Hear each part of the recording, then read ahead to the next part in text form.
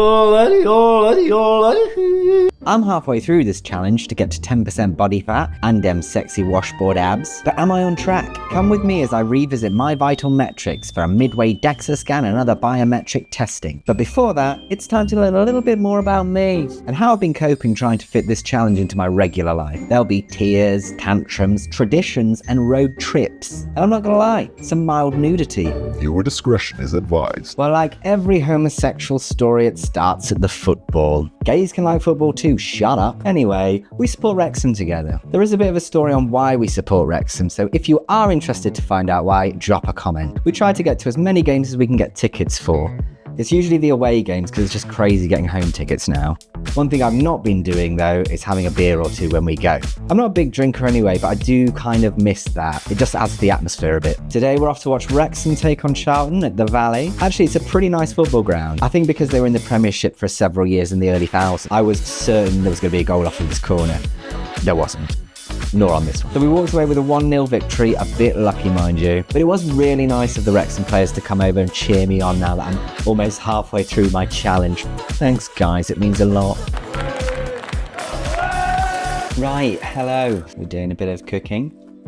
Meat. I'm making a ragu. I must say I've noticed now that my shape has changed, which is, good. I much prefer how I look now in comparison to how I looked when I started the challenge. I still don't like looking at myself on camera. Exposure therapy is good. It's been more challenging recently to stay motivation. That's what I was talking about. Motivation. I can feel it coming and going. But I think what's been useful is the fact that I've kind of built these habits, I guess. At the start, when I was more into it, it was not a challenge because I was like, oh, I'm looking forward to the results. I'm feeling motivated. I want to do this. I'm excited about the whole YouTube thing. So it all that helped to keep me on track, but that doesn't stay forever. For example, this morning, waking up and thinking, I want to eat whatever fudge I want to eat today. I didn't. So that's good because I know people might be watching. I'm not saying that anybody will watch this. That just knowledge that it's going to be out there also makes me do things, which is good and also bad. It's the external pressure, isn't it? So I'm technically doing it for you guys, not for me, which was kind of partly the problem before. However, whatever methods is working. So I'll just keep going. Cup of tea. Yorkshire tea, by the way, the only true real tea in the UK. What's your opinions of tea? Put it in the comments below. Beef shin, okay? And the reason that it's beef shin is because apparently it's better for long cooking, slow cooking, not long cooking. Well, I'm gonna cook it for long, but also slowly. Also really low in calorie. Well, quite low in calorie, I guess. I think it's about 160 calories per 100 grams. Going to be making a little side salad to go along with it. And, not to be a completely pretentious prick, but I will be making my own pasta. Yeah.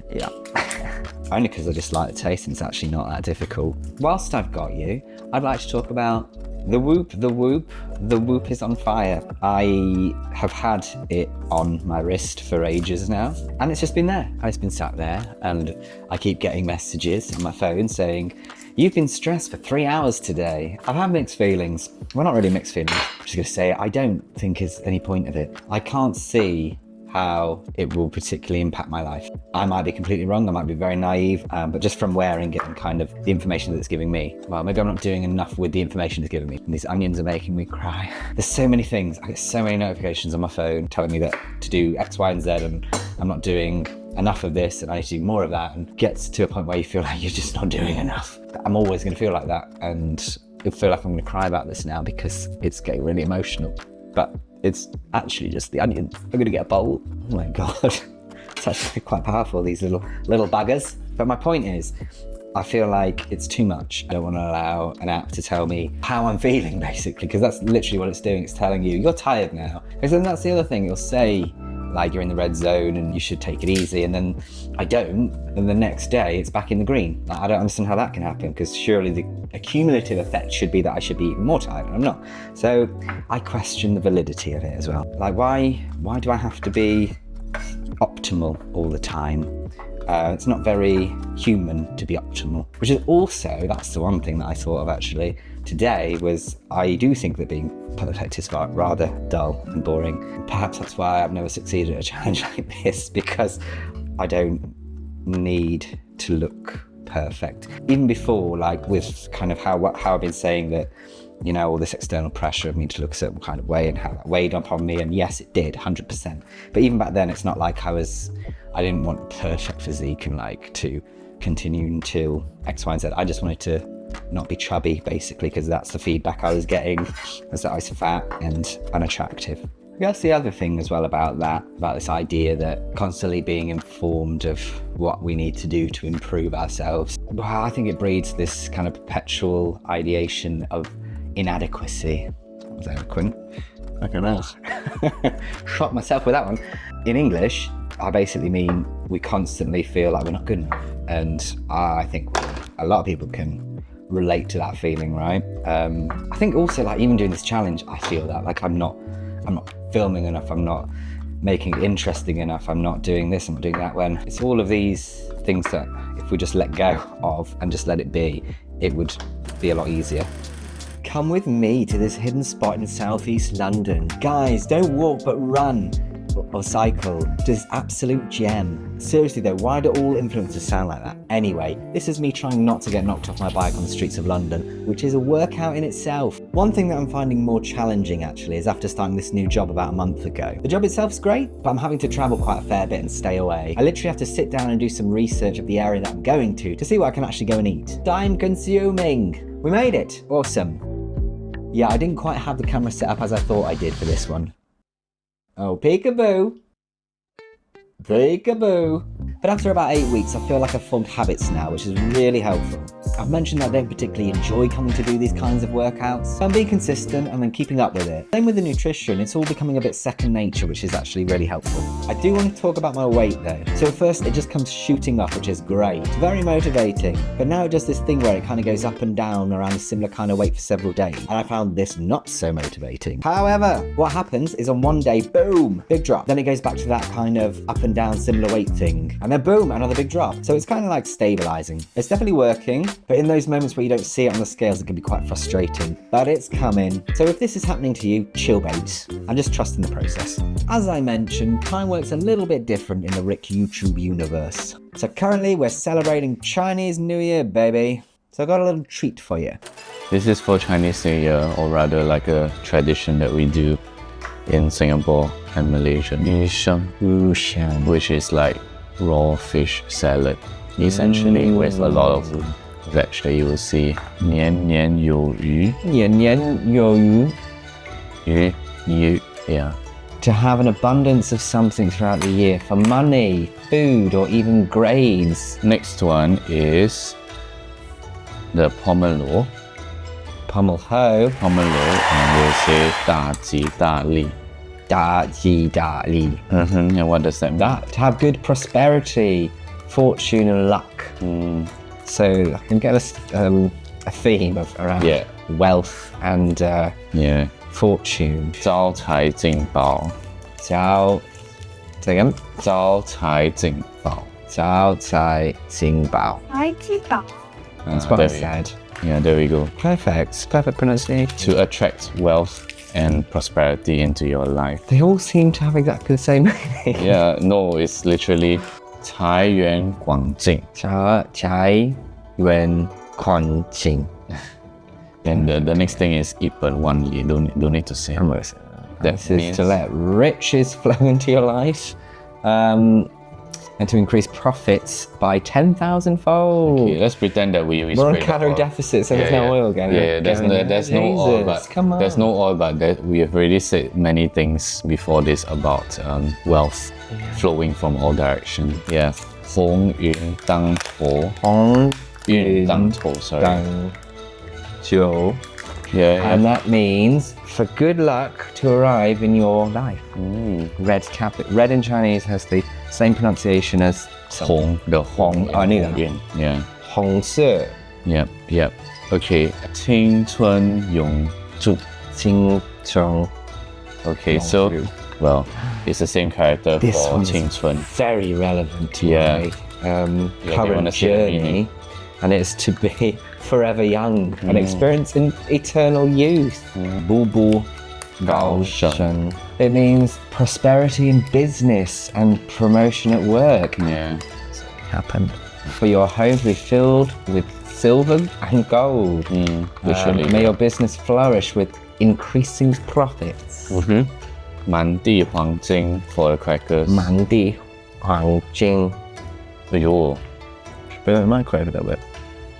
甜甜蜜蜜 for the plum sauce. 甜甜蜜蜜. Yeah, 甜甜蜜蜜 is literally just sweetness and blissful life. For a blissful life that is as sweet as plum sauce. Okay, so right now, what we would do is we toss it together, and normally you will have like a great big mess because you.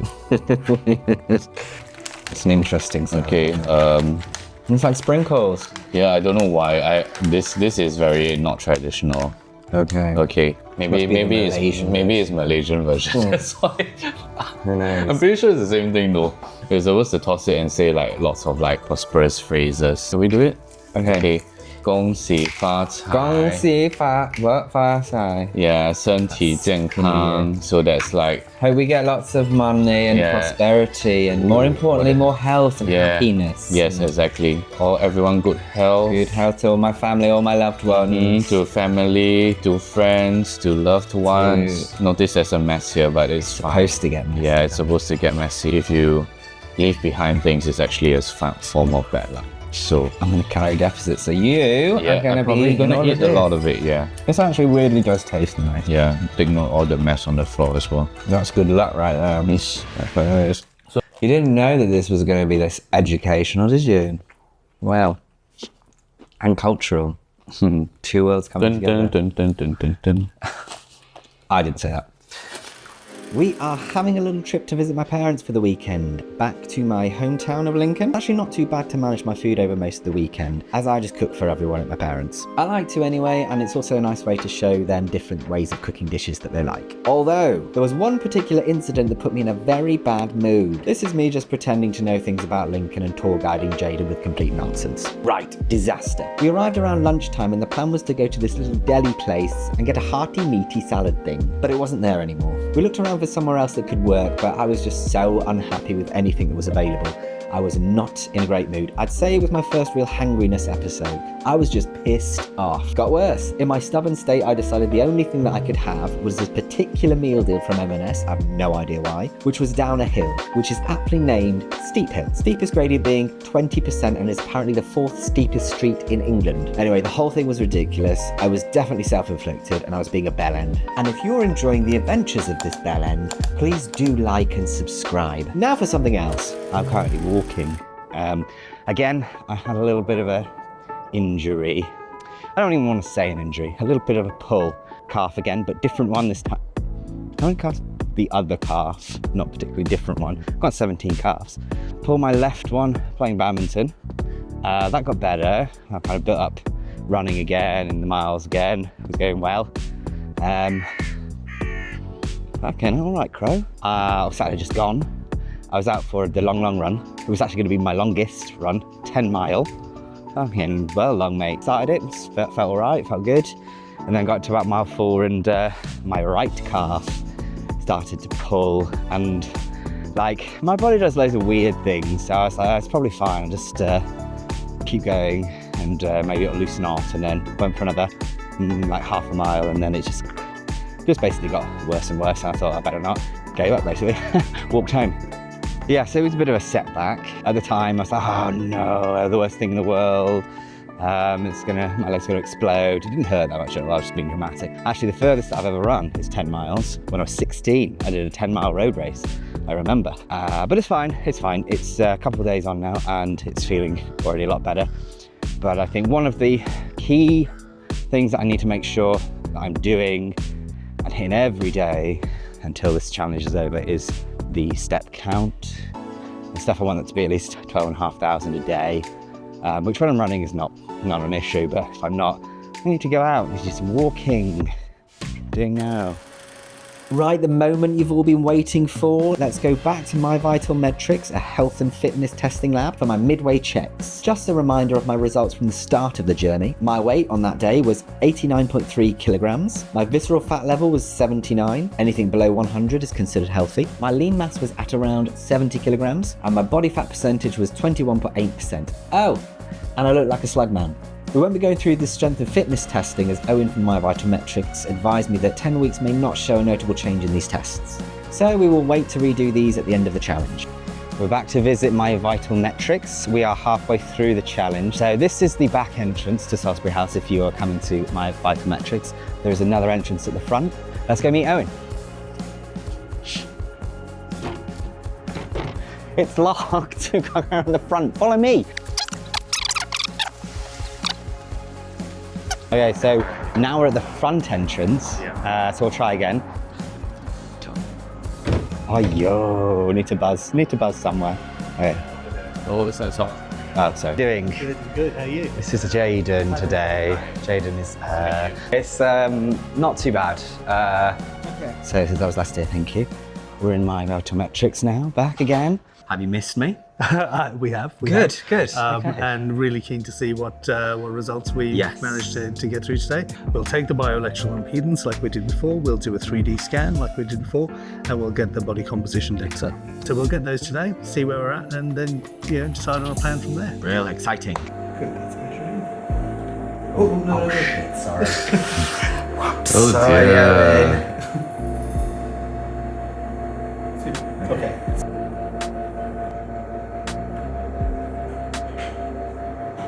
Okay, so I may have forgotten my PE kit for this. Whoops. Not that I'm particularly shy, but without the DVD screensaver, I feel like I'd be kicked off the internet. Here we have your 3D scan. You might think that these are different people. Yeah, they do look different. I cannot stop looking at my penis. Okay. We'll put a little blur over that, I think. The side-on view really kind of shows you kind of exactly the kinds of changes that have been made. In terms of circumferences, you've lost 7.5 centimeters around both waist and belly. Wow. And 2.5 around your hips. And not a lot around the chest, which is great. So that seems to indicate that you might have managed to retain your muscle. For the shape, this is kind of really interesting. So there's a whole layer kind of around kind of your belly, around your waist, that just isn't there anymore. I think you said you were a little worried that a lot of it was muscle. Yeah. You've done really well with muscle. You've lost 1 kilo, but it's only 1 kilo. Compared to almost 5 kilograms of fat mass. Right. Your body fat percentage has come down from 21.8 to 17.6. That's an exceptional transformation. Like amongst the best that we've seen in that kind of time. Oh, really? I'll have a gold star, it's fine. This kind of drop represents a really important milestone. Like you've gone from actually being outside the ideal healthy zone to very much inside. So that from a health perspective is a really, really big change. Visceral fat well within healthy range. I think it was last time as well. I think it was like 70 something. But even so, now coming down to 50. So overall, I mean, at a 10-week point, that's doing really, really well. Because your muscle mass has changed, I don't think that the prescription, as it were, in terms of diet, changes a whole lot, because this wouldn't represent a big change in your metabolic rate. So I've got 10 weeks left of this challenge, and the main challenge was to try to get down to that 10% body fat. So that would mean 7.6% to come off in that time frame, which seems quite a lot. Do you think that's achievable? I've not seen a change from 17 to 10 in that kind of a time frame. If I was to hand out some advice, it wouldn't be to try to get that, because I don't know what you would have to do. I think you can be within shooting distance of it. If you continue doing what you're doing, maybe drop the calories a little bit, but not a whole lot, maybe change some of the timing, some of these kind of finer points. I think you can get close to it. And I think you might reach a point where you really do feel very, very good indeed. It's good to kind of put this into perspective, really, because 8 kilograms in 10 weeks is a lot of weight to lose, but that doesn't mean that it's necessarily going to hit the target of 10%. However, it doesn't take away from what's already happened and the health benefits that I've gained. But yeah, but I'll still try. Yeah, absolutely. Still going to give it a go. Do it, give it an absolutely great shot, but just remain healthy. You know, don't do anything too extreme. Yeah. You know, because that always has kind of counter effects that you probably don't want. I also had a diet break over the weekend. I was in two minds whether to do this or not, just because I've, got into a really good routine. It's not been overly challenging. Well, I say that, it has at times. It's been ups and downs, and I think, to be honest, it was more about not really having to monitor everything constantly. I think that's what I wanted a break from mainly. Because often, like, when people are dieting for long periods of times, they'll do maybe like a week of maintenance calories and that sort of thing, which kind of helps the body stabilize stuff, I guess. Yeah, it was fine. I had some nice stuff. Part of me was like, oh, is this gonna, like, am I gonna want to gorge on everything? I don't think I really went that far over what I would normally kind of be having. We had a dishoom. Don't get me wrong, I know dishoom is just Indian food for white people, but it is really tasty. Yeah, and then we had some Japanese food as well that I've been craving. So it was nice to kind of take 5 basically and kind of just get back on it as of today. Nothing's really changed with my weight. I weigh myself, it's all kind of stayed the same. It's not like 1 or 2 days of doing something like that is gonna really kind of impact anything anyway. But like I say, it was more that getting to just take a break from being obsessed with food, because that's basically what this turns into. As promised, for those perverts out there that want to see my body, here you go. Jokes. I think it's kind of important to see how I'm progressing. I was staying in a really terrible hotel room, by the way. This is around the 10-week point. I can definitely see slight signs of definition around the top of my rib cage, and also that little V thing that points to your doodle. That's starting to come out a bit. So yeah, I'm feeling positive for sure. I'm definitely preferring what I'm seeing, and I'm interested to see in another 10 weeks what this might look like. Midway checks. All checked. Highlights, 8 kilograms down. That's pretty much like spot on to what I was aiming for. Obviously, appearance-wise, has changed quite a lot. Around the midriff, closer, definitely feeling loose. I don't know whether I will achieve the whole 10% thing, but I'm trying. I'm not gonna not try, because that's the whole point of this, and I don't want to leave anything on the table. I want to give it everything. I wasn't disappointed, because, I think I've done really well. I'm pretty happy with my progress. But yeah, I think when I saw body fat percentages only gone down to 17%, I mean, that's very good. That's still like 4 and a bit percent, whatever it is. For the challenge to be like possible to complete in time frame, I think I needed that to be 15%. And they said, when I didn't see it initially, I was like, I was a little bit like deflated, but then it took probably about 10 seconds to be like, oh, actually no, it's pretty good, pretty impressive. I think losing 7% in like 10 weeks is probably a bit of a stretch. I don't even know if it's physically possible, but I'm gonna try. I'm gonna keep going, and we'll just see what happens. So 10 weeks down, halfway through. So with my nutrition, my calories are coming down slightly now, 2,167 calories per day. My protein goal will drop to 181 grams per day. I'm still just continuing to mix the carbs and fat. So I have a new body fat percentage, 17.6%. My starting weight, 90.1 kg. Current weight is 82.1. So that's a loss of 8 kilograms at the halfway point. To reach 10% body fat in the next 10 weeks, I'll need to lose 7.6% of body fat. And if I don't lose any lean muscle mass, that equates to about 5.4 kg of body fat, which means I'd end the challenge at 76.7 kilograms. However, it's quite unlikely that I won't lose any muscle mass, so that figure is likely to be a bit less. Have you ever slept on a bed of nails? Because I can definitely feel every single one of these springs. I think this mattress is due a bit of a midlife crisis too, because it's definitely older than I am. I remember when I went back to bodybuilding after this, going like, oh, maybe I will jump back on the steroids because he's bigger than me. And I was like, you know what? When you were on loads of steroids, you still thought that. So why not just accept that you'll always think that? I'm ready to finish. It's okay. Hard work. Well, to find out what that's all about, tune in next time. Thanks for watching, and I'll see you in the next one.